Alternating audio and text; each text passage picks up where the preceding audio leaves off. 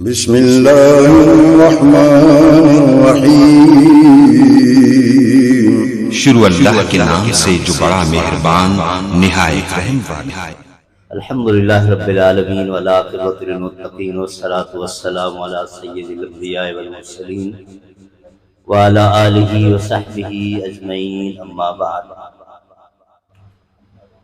میں سب سے پہلے استاذ القراء اور علماء حضرت قاری العداد حفظہ اللہ تعالی کا انتہائی مشکور و ممنون ہوں، بڑی محبت کے ساتھ بلاتے ہیں اور ان کی حکم عدولی ہم سے نہیں ہو سکتی، یہ ہماری جسارت نہیں ہے۔ ان کے حکم پر میں یہاں حاضر ہوا، پہلے بھی ان کے پاس حاضری ہوتی رہتی ہے۔ سیرت کے حوالے سے یہ پروگرام ہے۔ میں نے 3 بچوں کی جو تقاریر سنی ہیں،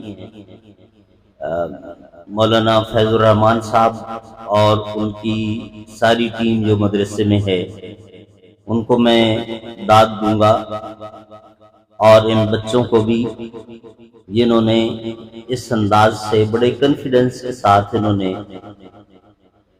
عربی میں اور انگلش میں جو گفتگو فرمائی ہے،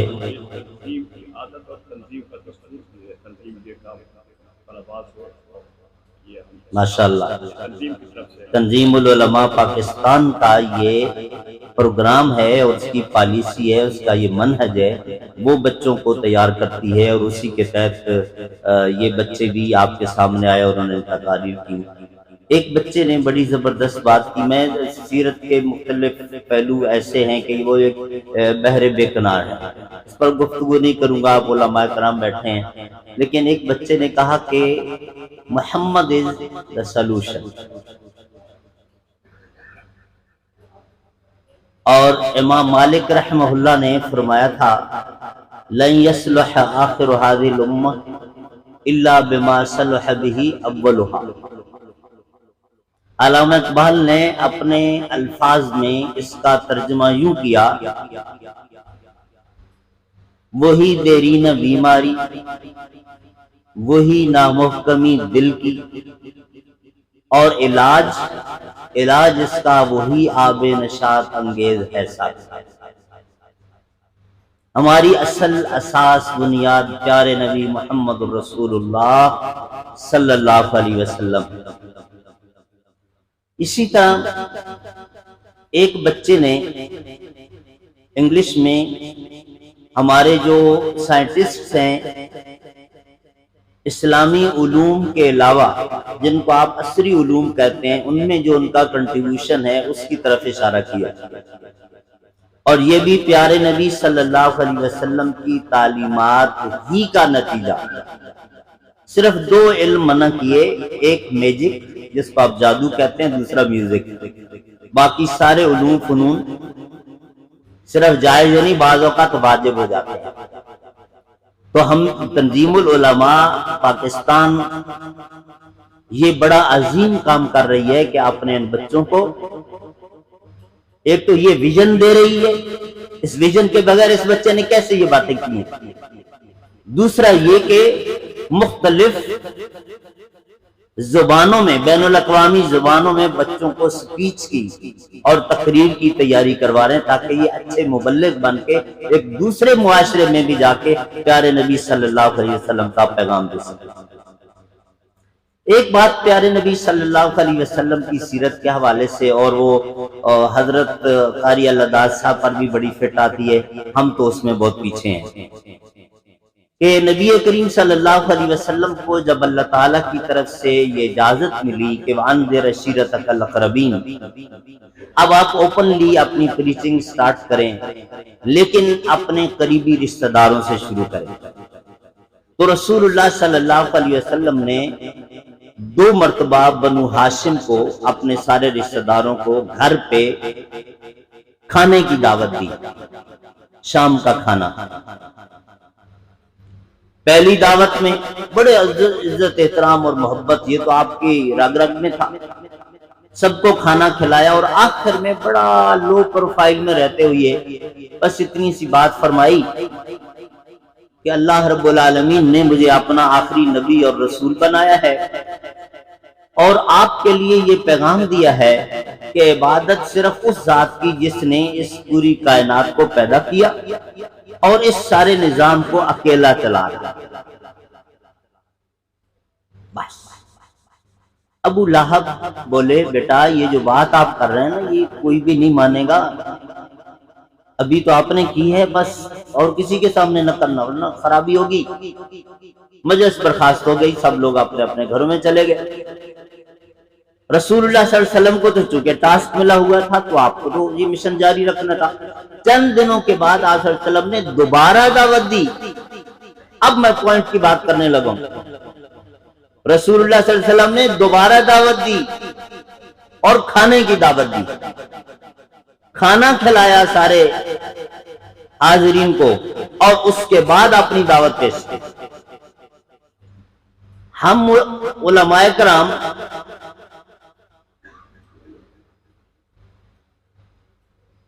قاری صاحب میں آپ کے لیے بات کر رہا ہوں اس لیے میں رک گیا ہوں، جب آپ ملنے مہمانوں کو تو پھر شروع کروں گا۔ ہم سارے علماء کرام کھانا کھانے کی سنت تو جانتے ہیں کہ اگر کسی نے دعوت کی تو جناب بالکل سنت ہے جی، قبول کریں گے، ضرور حاضر ہوں گے، لیکن کھانا کھلانے والی سنت یہ کہاں گئی؟ یہ قاری اللہ داد صاحب کے پاس ہے، یہ کھانا کھلانے والی سنت پر بھی عمل کرتے ہیں۔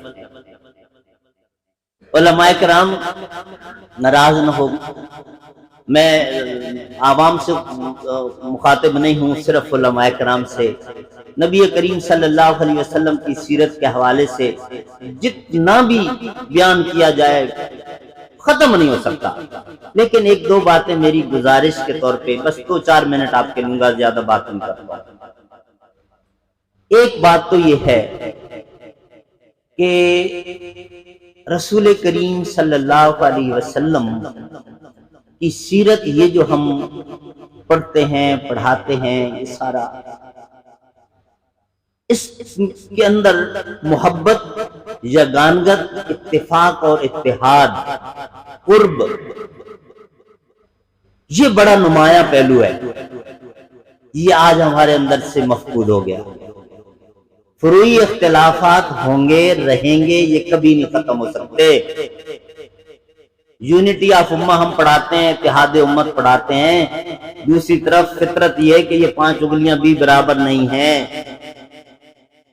ایک ماں باپ کی اولاد، سگے بہن بھائی نہ صرف کے صلاحیتوں میں مختلف ہوتے ہیں، مزاج میں بھی مختلف ہوتے ہیں، لیکن اس کے باوجود شریعت حکم دیتی ہے کہ اتحاد، اتفاق، پلیٹ فارم ایک رکھنا۔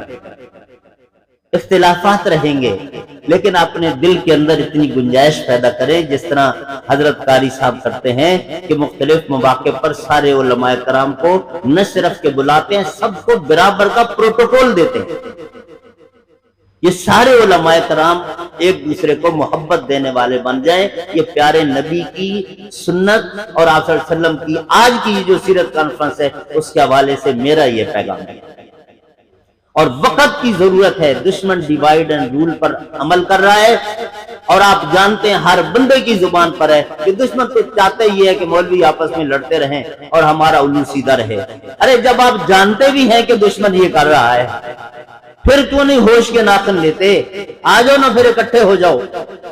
اور سچی بات یہ ہے کہ اگر مذہبی جماعتیں سب متفق اور متعدل سے ہو جائے، صرف یہاں سٹیج پہ ایک دوسرے کے ہاتھ پکڑ کے تصویر کھنچوانے کے لیے نہیں، سٹیج سے نیچے اتر کر بھی، مسجد کے اندر بھی اگر سارے متفق ہو جائیں، دینی جماعتیں ایک جتھا بن جائے، یہ آپ کی اسٹیبلشمنٹ بھی اس کا مقابلہ نہیں کر سکتی، جس کو آج دن رات آپ گالیاں دے رہے ہیں سارے سیاسی لیڈر بھی، سب کے یہ کھلواڑ کرتے ہیں، یہ کرتے ہیں، یہ سیاست، یہ پارٹی لاتے ہیں اور وہ کرتے ہیں، دنیا کی کوئی طاقت اس کے مقابلے میں نہیں کھڑی ہو سکتی۔ یہ پیارے نبی کے وارث ہیں، اور جو رسول اللہ کا وارث ہے 313 تھے، اور وہ فوج نہیں تھی، 313 بھی افراد تھے، عورتیں بھی تھیں، بچے بھی تھے، اس کو فوج تھوڑی کہا جاتا ہے۔ لیکن رب کی مدد آئی تو میرے بزرگان دین اس پر ذرا غور کیجئے، خدا کے لیے یہ باتیں کم کر دیں، عمل زیادہ کرنے کی کوشش کریں۔ دوسری بات اور آخری بات، جوائنٹ فیملی سسٹم میں، گھر میں بھائی، چھوٹا بھائی، بڑا بھائی، ماں باپ، چھوٹے بھائی کا یہ فرض ہے کہ ابا تو ابا ہے، اماں تو اماں ہے، بڑا بھائی بڑی بہن بھی اگر کوئی بات کہے تو فرما بردار رہے، اس کی بات مانے، اور سمجھدار بچے ایسا ہی کیا کرتے ہیں۔ لیکن ایک معاملہ ایسا آ گیا کہ جس میں بڑے بھائی صاحب کہہ رہے ہیں کہ آپ یہ کریں، اور ابا کہتے ہیں کہ نہیں بیٹا یہ کرو۔ اس وقت اس چھوٹے بھائی کا کیا فرض بنتا ہے جو اس کا بیٹا ہے اور اس کا بھائی ہے؟ کیا وہ یہ کہے گا کہ ابا کا تو اب چل چلاؤ ہے، بھائی کے ساتھ زندگی گزارنی ہے، میں بھائی کو راضی رکھوں؟ کیا کہے گا؟ یقیناً وہ یہی کہے گا کہ دیکھیں بھیا، میں نے آپ کو کبھی منع نہیں کیا، آپ کی ہر بات مانتا ہوں، لیکن آج میں آپ کی بات نہیں مان سکتا، اس لیے کہ آج سامنے کون ہے جو صرف میرا نہیں تیرا بھی ابا ہے۔ ابا سپیریئر ہے نا، تو اس نے کہا میں ابا کی بات مانوں گا، سپیریئر کی بات مانی جاتی ہے، بڑے کی بات مانی جاتی ہے۔ تو میرے علماء کرام، ہم یہ زبانی باتیں کرتے تو ہیں، لیکن عملاً ہم کہاں کھڑے ہیں؟ پیارے نبی صلی اللہ علیہ وسلم کو اللہ تعالیٰ نے اپنی ذات کے بعد سب سے بڑا بنایا ہے، باقی سب نیچے ہیں۔